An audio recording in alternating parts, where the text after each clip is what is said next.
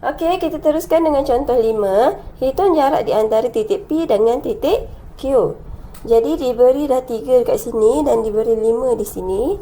Jadi kita nak cari PQ sama dengan berapa. Okey, jadi kita boleh gunakan kaedah yang pertama, iaitu teorem Pythagoras. Okey, jadi PQ kuasa 2 sama dengan 5 kuasa 2 tambah dengan 3 kuasa 2. Kita akan dapat 25 tambah 9. Okey, nak cari PQ, nak hilangkan dia punya kuasa 2, kita kena punca kuasa kan. So kita akan dapat 5.83 cm. Baiklah, kita tengok contoh B pula. Okey, bila dia dah ada koordinat macam ni, jadi kita sesuai guna metod 2. Okey, so sekarang kita labelkan dia dulu. Okey, yang ni jadi X1, Y1. Okey, yang ni jadi X2, Y2. Okey, boleh juga kita terbalikkan. Okey, boleh juga 4 ni jadi X1, negatif 2 boleh jadi X2. Okey. Jadi sekarang kita masukkan ke dalam formula. Okey, X2 tolak X1. Jadi 4 tolak 2. Awak hati-hati dengan tanda negatif, mesti dimasukkan. Okey, lepas tu tambahkan dengan Y2 adalah 1, tolakkan dengan Y1 adalah 6, kita kuasa 2 kan. Okey, jadi 4 tolak 2, kita akan dapat 6. Jadi 6 kuasa 2 tambahkan dengan negatif 5 kuasa 2. Jadi kita dapat 36 tambah 25. Dan kita boleh punca kuasakan, kita dapat 7.81 cm. Okey, jadi awak boleh menggunakan mana-mana kaedah yang bersesuaian dengan soalan. Okey, jelas ya? Okey, kita teruskan dengan soalan penyelesaian masalah. Hitung perimeter bagi sebuah segitiga sama kaki jika bucu-bucu bagi segitiga tersebut ialah A11, B34 dan C adalah 51. Okey, jadi sekarang kita tahu kalau segitiga sama kaki maksudnya jarak A ke B sama jarak dengan B ke C. Betul kan? Okey, jadi sekarang kita boleh cari sama ada kita boleh cari AB ataupun kita boleh cari BC sebab jarak dia sama. Okey, jadi sekarang cikgu nak gunakan metod 1 untuk cari AB. Okey, jadi kita akan gunakan teorem Pythagoras. Okey, bila kita guna teorem Pythagoras, kita kena tahu jarak dekat sini berapa. Jadi dekat sini 4. Okey, 4 tolak 1, kita dapat 3 kat sini. Okey, berapa jarak kat sini pula? Berapa jarak kat sini? Okey, jarak kat sini 3 kat sini. Kita tolakkan dengan 1, kita akan dapat 2. Okey, betul ya? Okey, jadi sekarang kita dah boleh cari AB. Okey, jadi AB sama dengan 3 ni kita kuasa 2 kan? Kita tambahkan dengan 2 kuasa 2. Lepas tu kita punca kuasakan dia.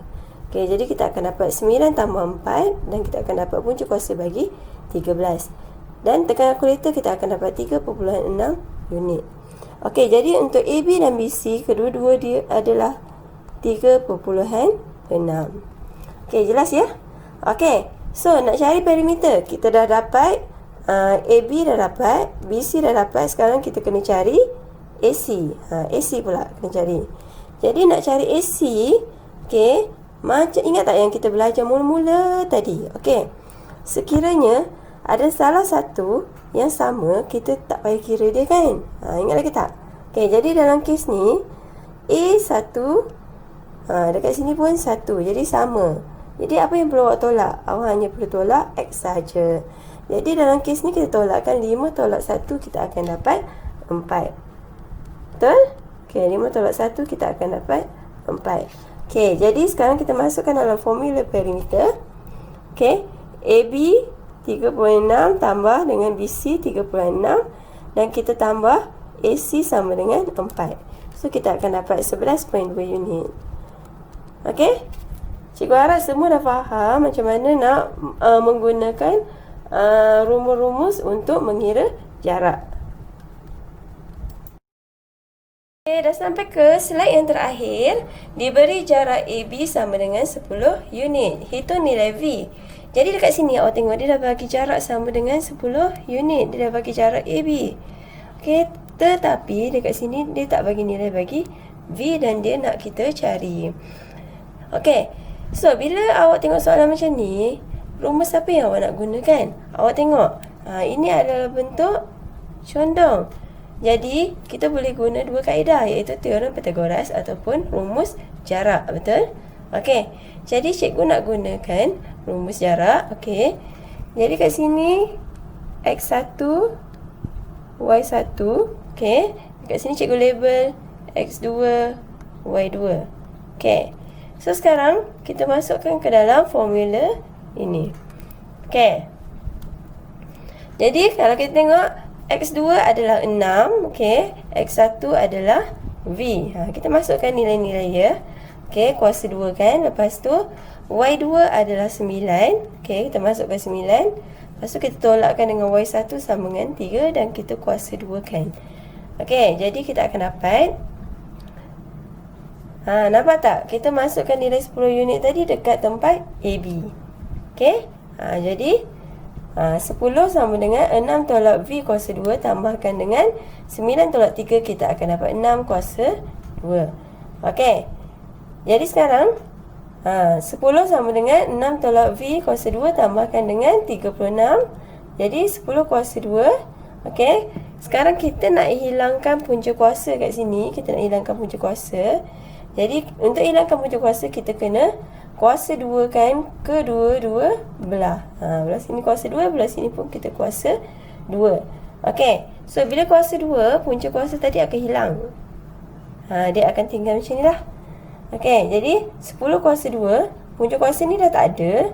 Jadi kita boleh bawa 36 ni bawa ke sebelah sini. Okey, jadi 10 kuasa 2 tolak 36 sama dengan sebelah sini hanya tinggal 6 tolak V kuasa 2. Jadi punca kuasa bagi 64 sama dengan 6 tolak V. Okey, dekat sini kita nak hilangkan kuasa 2. Belah sini kedua-dua belah kita kena punca kuasa. So dekat sini 64 punca kuasa sama dengan 6 tolak V. Jadi 8 sama dengan 6 tolak V dan V sama dengan 6 tolak 8. Dan akhirnya V akan dapat negatif 2. Okey, jelas ya? Okey, awak kena faham. Maksudnya kalau kita nak hilangkan punca kuasa, kedua-dua belah kita kena punca kuasa. Kita kena kuasa 2 kan? Okey. Dan kalau kita nak hilangkan punca kuasa, kita kena kuasa 2 kan kedua-dua belah. Okey, jelas ya? Baiklah, itu sahaja untuk hari ini. Semoga kita berjumpa lagi. Sekian. Terima kasih. Jangan lupa buat soalan.